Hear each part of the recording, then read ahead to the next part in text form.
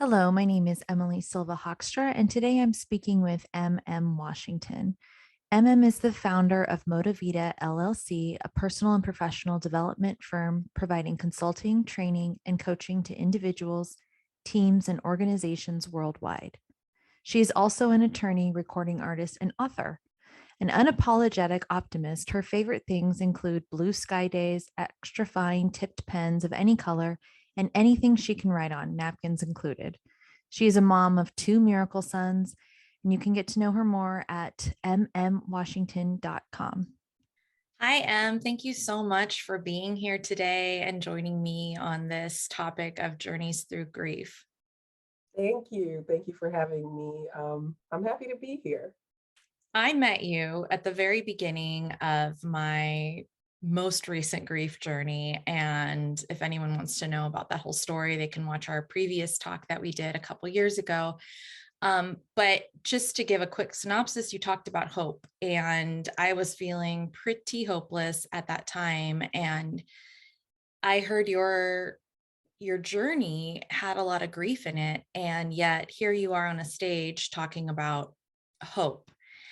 And it just gave me hope that eventually someday I would find resilience to move forward. And here we are 2 years later, and I definitely feel hope and resilience. So you talk a lot about hope and resilience, and I just want to know where that comes from for you.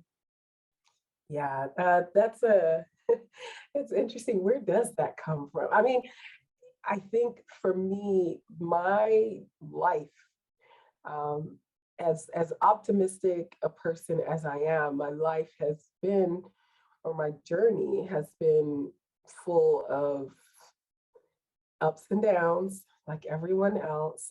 Some of it, really painful, and some of it not quite as painful. I mean, how do you measure that, right? But some things have been more challenging than others. And there was a point where I found myself like more in the valley than at the mountain peak, not just with respect to the things that were happening to me, but with respect to my response to the things that had happened. And I think I just decided that I did not want to stay in that place.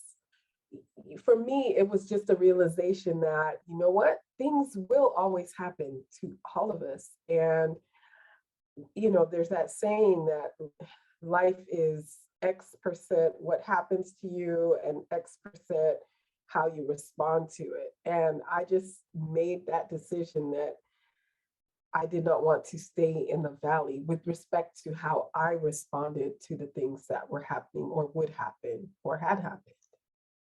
So, do you feel that life has been ups and downs, valleys and peaks for you? Or once you got out of the valley, has it been all peaks? Oh, definitely not all peaks. Oh my goodness. Yeah, so life has been peaks and valleys.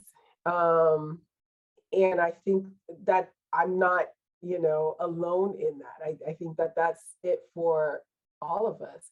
And sometimes you can be in the valley and on a peak at the same time. So it's just a matter again of how you respond. So, tell me a little bit about being in the valley and on a peak at the same time. Can you give me an example? Yeah, okay, so one example that just came to mind is 2014. One of the people that's the closest to me, my mother, passed away. Mm. And she passed away so suddenly. I mean, it's not like she had this long, illness, or she and my dad had traveled to Nigeria. My dad had lost his older brother, so they had gone for his funeral. And on the morning that they were supposed to be flying back home to Houston, my mom passed away.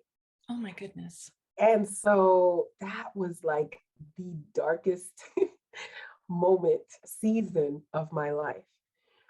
So that was a valley for me. But at the same time, I have children, and my sons were younger at the time, but they were going through things in their lives that, you know, stages in their lives, events in their lives that brought me joy. And, those were the peak moments for me. And so while I was grieving the sudden loss of my mom, I also was celebrating the things that were happening in my son's lives as a mom, as a parent. And through that journey, I also realized that, my mom, even though she had passed away, I mean, we weren't ready for her to go, but she had fulfilled, she had left at a time when she had fulfilled whatever goals and dreams that, I knew she had. She probably had more, but, one of her biggest things was to be able to see her children become adults, have good education and careers, build their careers, and have their own children. And she got to witness all of that. And so, there were lessons I learned through my mom's passing that I probably wouldn't have learned, or maybe not at that moment. And so that's kind of what I mean by you can experience peaks and valleys at the same time. And I actually believe that we're doing that every day. Like, there are days when there are things that are happening to us at work, in business, at home, that are not the best. But in other areas of our lives, there are things that are happening that are just like, wow, and the goal would, we'd hopefully want all the good to have, everything to be good all across the board, but that's just not the way it is. So your journey to become a mother was fraught with a lot of grief as well. And I can imagine when your children were young and they're having all these great things happen and losing your mother, I can imagine the holding of grief and joy at the same time. Yeah. Was your mother a big part of helping you get through the journey to motherhood? Absolutely. She was a praying mother, and also reassured me that, I would get there. My mom was more of a quiet person, where you know, I'd be the one to pick up the phone and call you and say, hey, you're going to get through this. And my mom would be behind the scenes praying. And every once in a while, she'd calmly, reassure me that, there's hope. There's hope. But yeah, she was a big part of it. And the joy that she had when I had my first son, and even when I had my second son, and my mom was there, in their baby, in their infant and toddler years. She helped me watch over them, babysit. I don't even want to say babysit, but she cared for them. And yeah, she was a big part of that.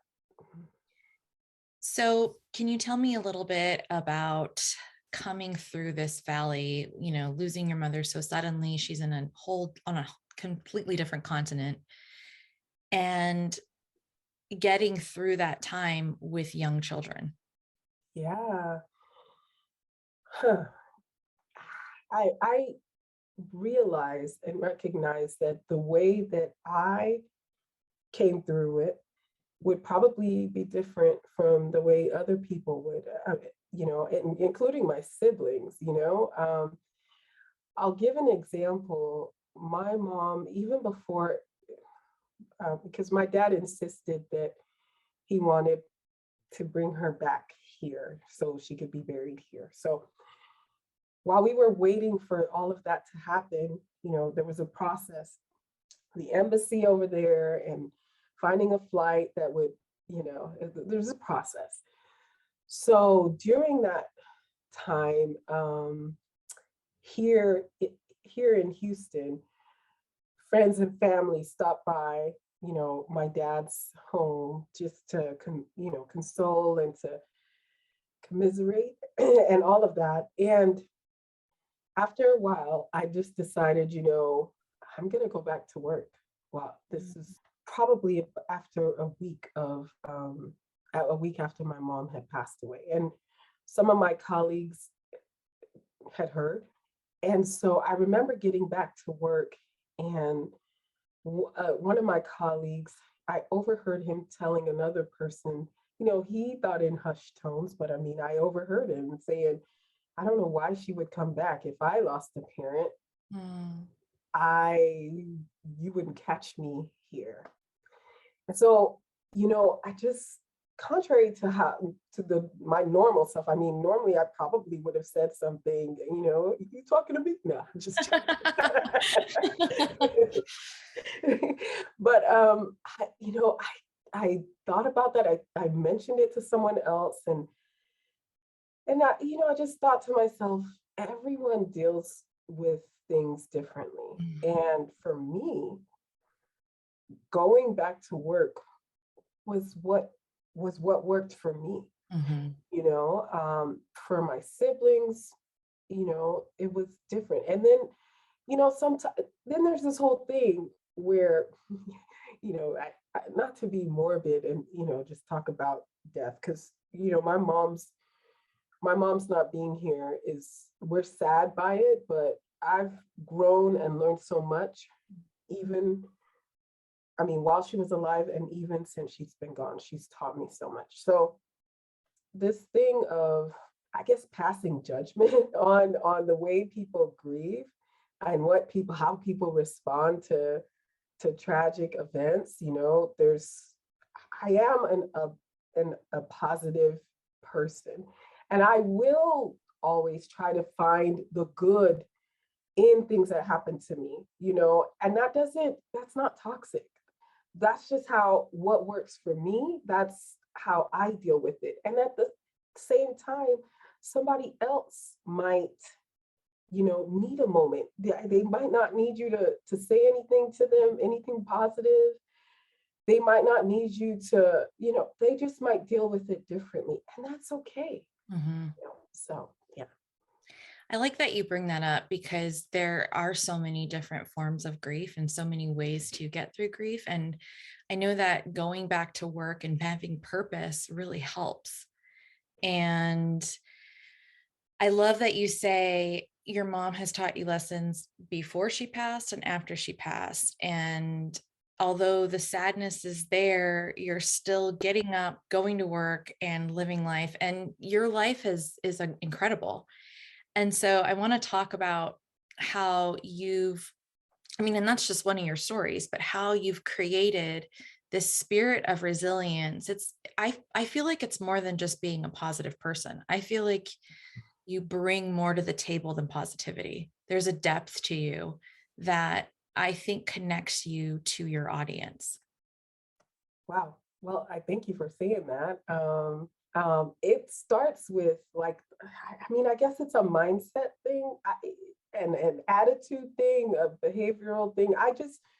So one of the lessons that I learned from my mom's passing is that she had lived her life and fulfilled I mean, she was well educated and all of that, but what her ultimate goal was family oriented.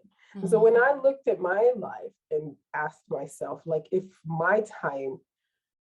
I were to be called, if I were to be no more on this earth, could I say the same thing, that I had fulfilled what I set out to fulfill?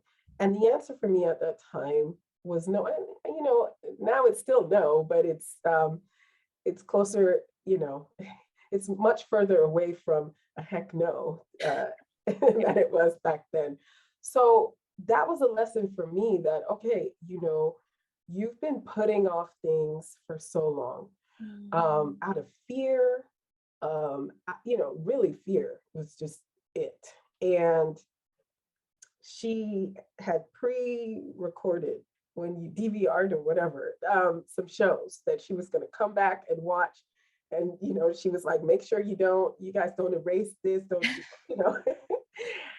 And so the lesson for me from that was, like tomorrow's not guaranteed. So what are you going to do today? Like, how are you going to live today? And I'd rather that whole mindset. I'd rather be happy and find joy and something good in today, than focus on the negatives again, because for all of us the negatives are there. Like, we can, if you wanted to, no matter how positive you are, you could find something negative if you wanted and you could focus on that and just draw all your attention to that, and there goes your mindset, there goes your joy and your peace. But on the other hand, no matter how negative you are, if you wanted to, you could find something to have joy about, to be happy about, to celebrate. And so, which do you want to be? Which person do you want to be? For me, I decided I wanted to be that person. And so I'm always looking for, okay, what's the lesson? I'm not saying that that's the right answer, but for me, it works. And for me, it is, right? Because, the saying goes, what you focus on grows. And so I'd rather grow my joy than my misery. I think that's a really good point, because grief is such a low emotion. Like, it's like the lowest. And it just, when I was going through grief, it was really hard to find the moments of joy. We were talking before we started recording about the blue sky day. And, the sky could be, I live in San Diego, so I live in blue sky days. And I could just be like, but there's this wrong. And so I like that if you could just find one moment of joy and still honor your grief, but yeah, they're building blocks, because baby steps up the mountain. yeah, Grief isn't asking you to get to the top right away. absolutely. That's so good. So good. I saw one of your posts not too long ago. I can't remember exactly how you put it, but you were at the beach and you shared something about how that centers you and how that brings you peace and calm, or something to that effect. And I feel like that's kind of, what I'm saying, like finding moments, pockets of hope, joy, it's not denying your grief. It's not sweeping it under the rug. It's not negating the fact that, you have a reason to grieve, but it's helping you, and I can't even say like how, but for me, it does help you get through somehow those moments. And it doesn't invalidate, say your grief is about losing someone you loved. It doesn't invalidate that person, that person was, it doesn't negate the fact that that person was special, meant something to you. But it's also, I don't know how to for me, it's necessary. That's the word. And I don't want to throw my views on everyone else, but for me, it's necessary. Well, this is your journey. And I just think that, what a beautiful, you talk about your mother being a praying mom and more of a quiet type, and this beautiful legacy that, she has other children than you, but each of you are her legacy. And what you bring out for legacy for her is you're showing people hope. And you might be louder and more vocal and on stages, and yet you have this very important question that she left you with, that maybe she didn't realize she was leaving you with, but if this was your final day, is this how you want to leave? And I think there's this legacy question that came up for you. Yeah. And you are building it. And yeah, of course you don't hop to the top of this legacy peak that you're trying to build, but since 2014, do you feel that you've been making moments and movements to leaving behind a vision that you have in your head. Absolutely. Absolutely. And you asking that gives me chills, because it really did, it really did ignite something in me. And I must admit, it wasn't, so I didn't get there immediately, but it did, it was an ignition, it jump started some things in me, and it started here and then moved into me taking action. And yeah, some of the things that I had put on the back burner for various reasons, I've now, dusted off, checked off, and help other people do the same. So yes, and I love that you brought up the word legacy, because that really is what it is, and the great thing about the impact of my mom's passing is that it didn't just impact me, right? So as a result of it impacting me, it's now impacting other people through how I serve. And so that to me is a beautiful legacy of my mom. Mhm. Her quiet strength Her quiet is strength. now on stage.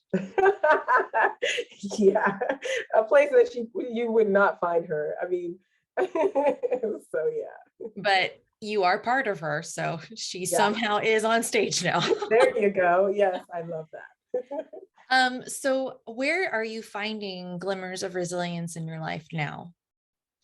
And I love glimmers of resilience. I love that phrase. I think really in everyday life, right? So earlier so let me back up. So this year I made, like made resolutions like many other people, I'm sure not everyone, but many others. And so to eat healthier and lose a certain number of pounds and, all that stuff. And so whenever I've fallen off the wagon, for me, everyday resilience is okay. So, I'm not going to beat myself up too much, dust myself off and start over, or just keep going and give myself grace. There's that one of the words I love. But don't stay fixated or focused on the mess up. Oh, you messed up. Oh, you might as well give up. You might as well quit, because that's one way to go about it. So, but another way to go about it is, okay, so that happened. What are we gonna do?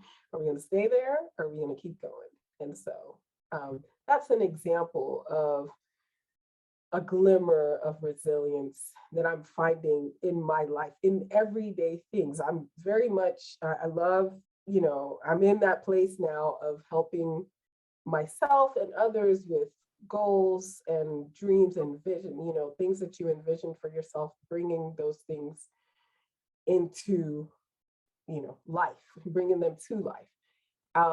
But also recognizing that it's not always, like you said, you don't just go from step one to the peak.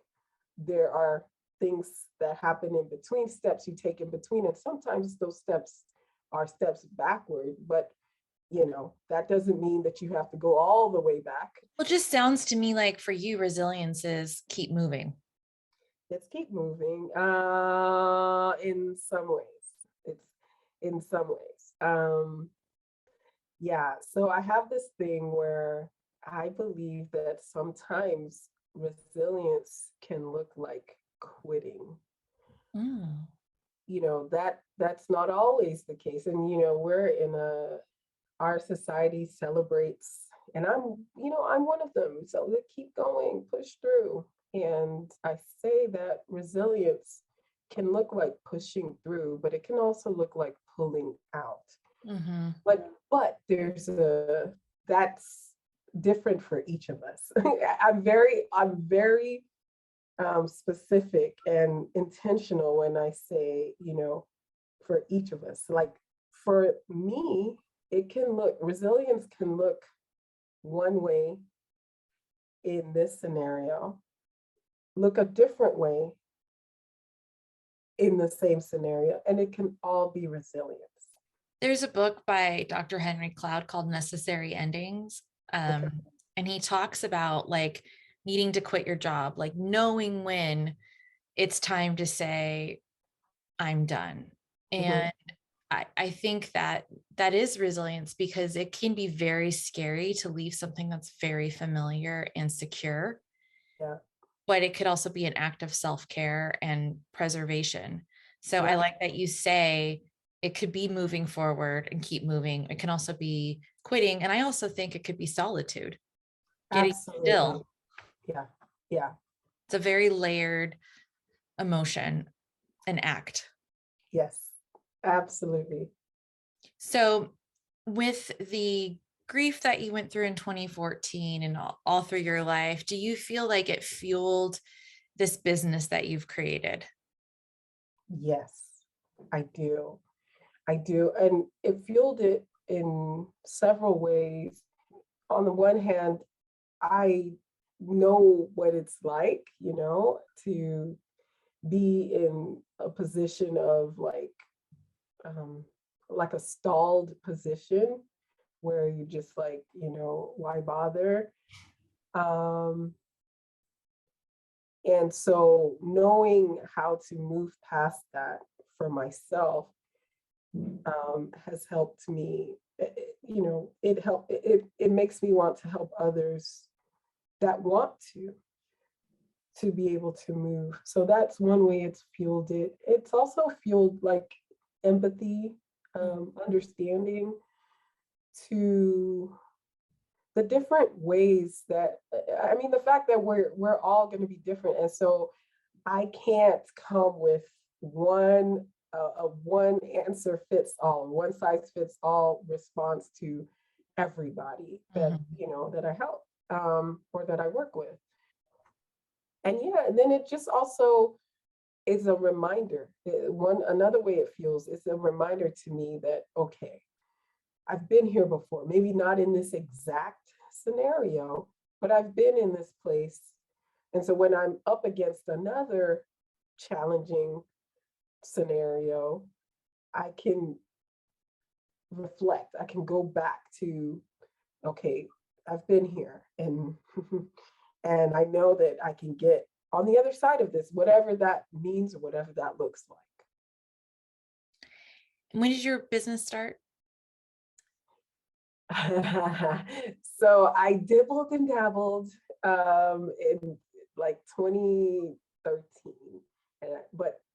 and then I just built from there. So Mhm. I want to say that officially 2017, I really considered myself um, in business. And then 2020, August 2020, I went all in. Like I quit my job and just was like, this is it. This is what we're doing. Um, so different dates. Thank Congratulations on you. going all in. Thank you. So, You're one of my examples for that, by the way. no, it's a scary thing. Yeah, it is. It is. And but it's rewarding, right? It's rewarding. And I also think there's a little bit of grief with letting go of security, Oh yes. Yes. but there's resilience in that too. So I just want to acknowledge you for showing up again and sharing hard things and shining a light on how there's beauty in the darkness, Yeah. and just bringing positivity into my life.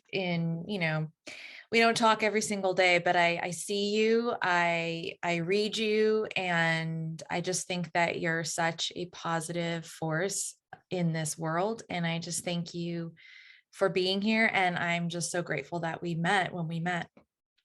Me too. Thank you so much. I was talking about you to my sister recently. I was like, this is one of the great things that happens from attending conferences. You get to meet people you probably never would have met, and you're definitely one of those. So thank you.